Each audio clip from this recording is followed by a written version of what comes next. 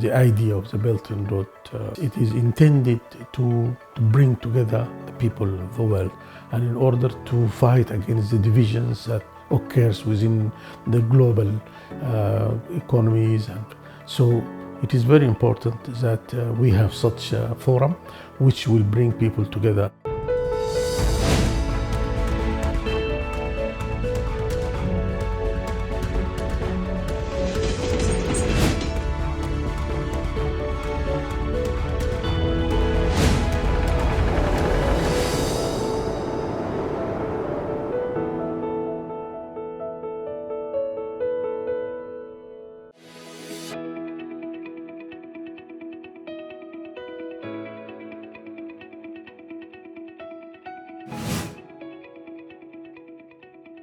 In fact, the first time to arrive in China was in September 2018 to attend the Africa-China Summit, or the FOCAC. And that visit is also very peculiar to me, simply because that is the day when it was announced that I will be in charge of opening or establishing the office of the African Union to China. I went back, and then I came back in order to open the office late 2018, exactly in November 2018. What strikes me more is the diversity of China. Luckily enough, before the COVID-19, I have at least 1.5 years before the COVID, which I enjoyed visiting many places in China, and specifically Hunan, Hainan, and Henan. And each one of them has its own peculiar environment and cuisine, and the life is really different.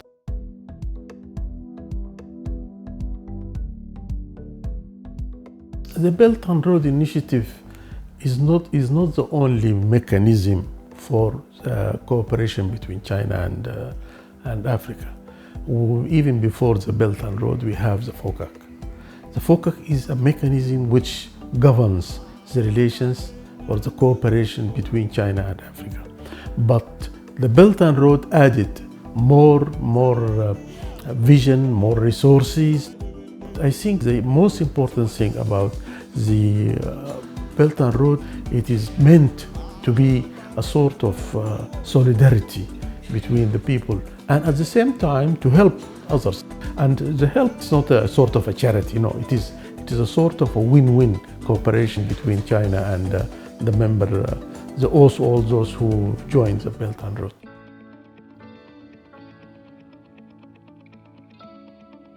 Trade is one of the pillars of the cooperation between China and Africa. It is flourishing, definitely, and it reached more than 200 billion over the last few years. There is a commitment from both sides, China and Africa, in order to increase the volume of trade between the two countries to 300 billion by the year 2030.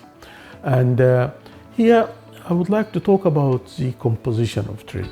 We have a problem with the trade that most of the products now we export to China have no value added. And this is an area we are discussing with China in order to see how China could help us, even through the Belt and Road and the other mechanisms, in order to raise the value of our products. I may mention that China has already agreed to a zero tariff for more than 95% of our products, at least for the least developed countries, African least developed countries. But unfortunately, we could not benefit from this to the magnitude which is intended either by ourselves or by China, simply because there are a lot of red tapes. And the red tapes are coming from the non-tariff barriers and the standardization of the products which should come to China from Africa. Here also, we are negotiating with China to see how we can elevate our products in order to be accepted in the Chinese market, to benefit from the zero tariffs, which is already decided by China. In fact, I think this is a fallacy, which is raised by those sides who are not supposed to talk about the debt trap. They are the ones who put Africa in the debt trap. Most of the debt now Africa is suffering from is not from China. The second thing is that when we are dealing with China, at least we are open to talk about what we need.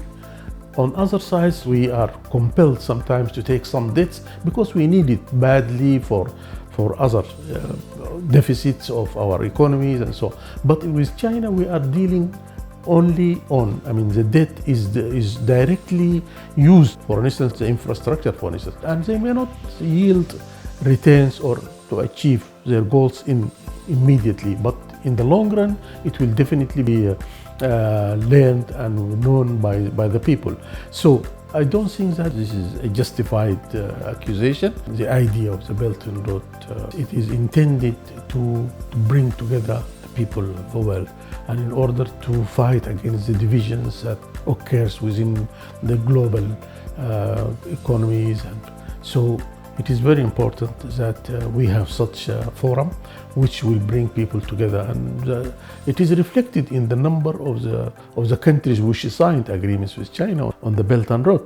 And this is very important for the global economy and activities to fight different problems. Luckily enough, also the 10th anniversary of the Belt and Road coincide with the 10th anniversary of the initiation of the Africa Agenda 2063, which was also initiated in 2013. And now within the African Union, we have a very strong coordination and synergy between the Belt and Road and the Africa 2063 agenda.